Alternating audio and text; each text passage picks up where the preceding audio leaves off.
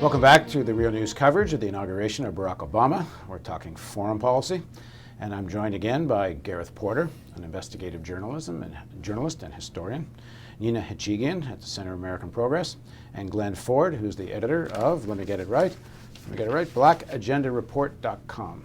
Thanks for joining us. We're in the midst of one of the biggest economic meltdowns of modern capitalism.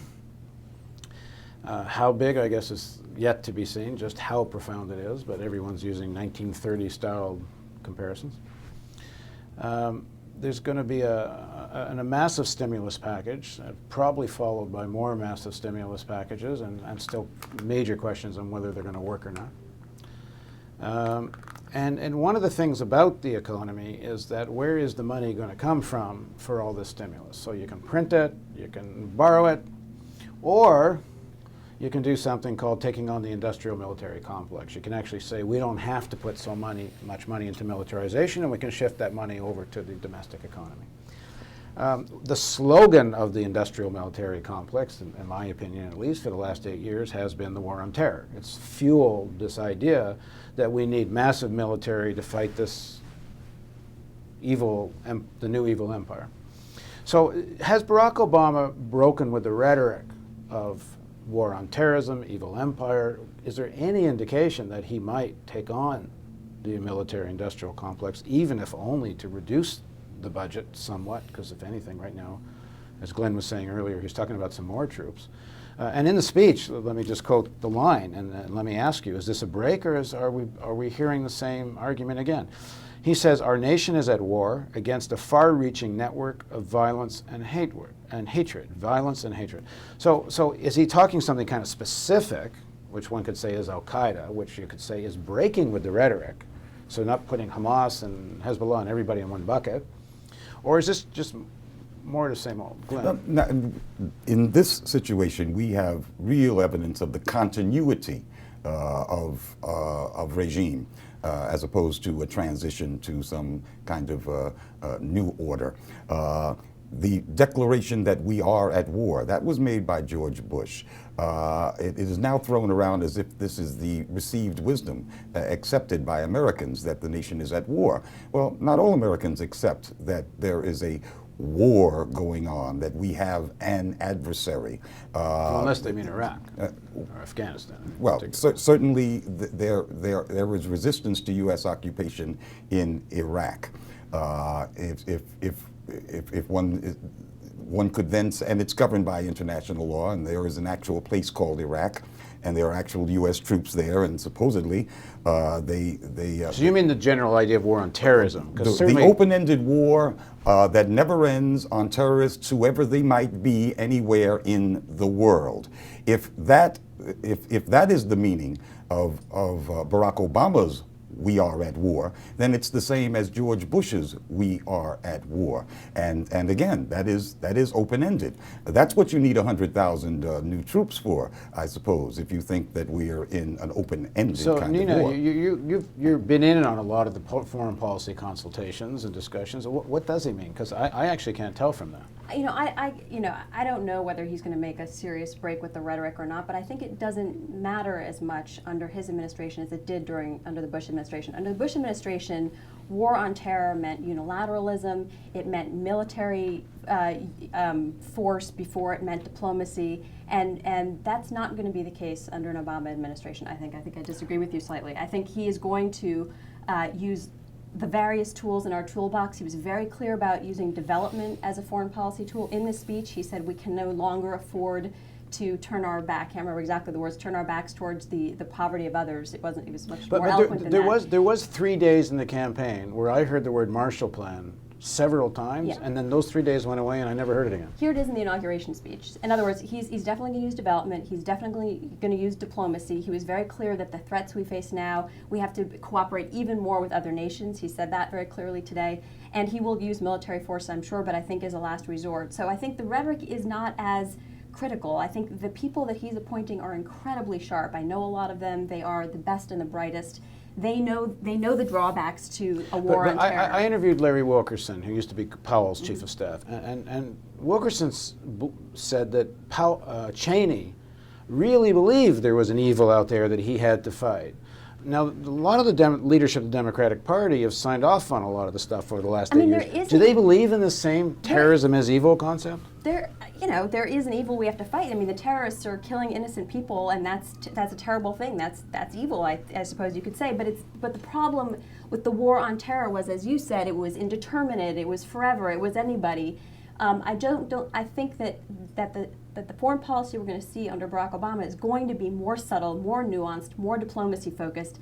So the words that he uses are not as indicative of his foreign policy as they were with, or that term as they were with George W. Bush. Garrett, can you see any indication that there actually could be a taking on of the industrial military complex? No, not going that far. I certainly don't think that Barack Obama is prepared to take on the military and their allies in the economy. I think that's expecting way too much of Barack Obama. What I do believe, however, is that he is, at this point, particularly since the financial meltdown, that he understands far more clearly than he did even before he started out running for the presidency, that he's going to have to rein in the actual use of U.S. troops. I think he's clearly reaffirmed that he is going to insist on getting U.S. Combat troops out of Iraq within 16 months. And beyond that, he will say none of this, screwing around with trying to extend, U.S. military presence in Iraq beyond 2011. I think that he was signaling in this speech that he is not thinking in terms of a long, long war in Afghanistan. I think he understands that the United States cannot afford that. This is a man, don't forget, who believed that this was a stupid war in Iraq. Now, he's been very pro I think that's a really key military word, presence that in it was Afghanistan. stupid. It was stupid. Not that it was illegal or unjust or That's anything right. else. It was stupid. And in part because this is so costly. Now, he's during the campaign, he was very hawkish on Afghanistan. I believe now, from a number of signals, that he is beginning to rethink Afghanistan. Well, I think that what happened in Mumbai is going to make him, because he had a strategy about Kashmir, which I think kind of blew up when that may the attacks be. in Mumbai. I think now that he's thinking in terms of a diplomatic settlement, and that means compromise with the Taliban. That also, I think, means that he's going to ramp up troop strength there to put himself in a position to negotiate better. Now, I happen to think that that's a dumb idea, but I think that's the way his advisors think. But my main theme here is that I think Obama is recognizing limits that are being imposed by the situation in this country, financially, economically. It was very striking to me. He talked about America in crisis. I mean, this is the first time that a U.S. president has talked like that since the Great Depression. So you cannot separate his understanding of this situation in this country domestically with his foreign policy, it seems to me. There are inevitably going to be tensions between him and his advisors on a number of issues. I don't think that the fact that Obama is trying to begin to rein in the military in terms of actual use of troops abroad means that he's going to be able to easily carry that out. But I do think that that is his bent at this moment. And yet one of the things that he said today was that you, meaning the adversaries, you cannot outlast us. What does he mean? We're there in Afghanistan forever. I mean, these are variously interpretable, but I believe that there is an Obama doctrine that's being articulated by important advisors of his, specifically Susan Rice, who's going to be UN ambassador, and Samantha Power. And their emerging doctrine is one of justifying U.S. intervention on so-called humanitarian grounds. Another version of that doctrine is responsibility to protect. That is, when countries are in such disarray that they cannot protect their people, whatever that means, then there is a responsibility of the superpower to intervene. Susan Rice has articulated that regarding not just Sudan, but Somalia. Now this is extremely dangerous, because in a place like Africa, if one is talking about humanitarian reasons, that is the conditions of the people as being cause for intervention, you can invade anybody in Africa. Nina. I was just going to say that, I mean, back on taking on the military, I mean, his Secretary of Defense that he's keeping over, Bob Gates, has been fairly forthright about wanting to cut some incredibly expensive, large systems that Congress continues to refuse to let the Defense Department cut. And so perhaps, again, in this economic climate, we can move forward on eliminating some of these gigantic systems that aren't buying us any security. And to your point, I mean, I think genocide is probably what is particularly on the minds of Samantha Power is a genocide expert. Susan Rice was referring to Somalia. Yeah.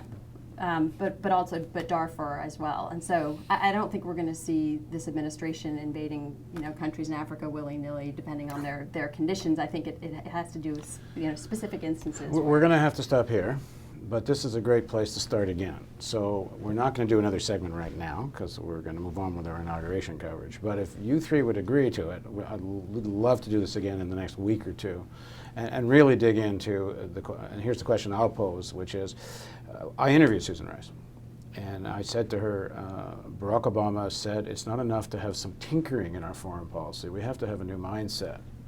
And in the course of interviewing her, I did not hear a new mindset. So that will be my question. Are we really, now that the campaign's over and the rhetoric's over and playing to the center in theory might be over, we don't know yet, are we actually going to see a new mindset? And if so, what should that mindset be? Even, let's assume he's going to be listening to this piece. Thank you all for joining us, and thank you for joining us at the Real News Network. And we promise a continuation of this panel in about 2 weeks.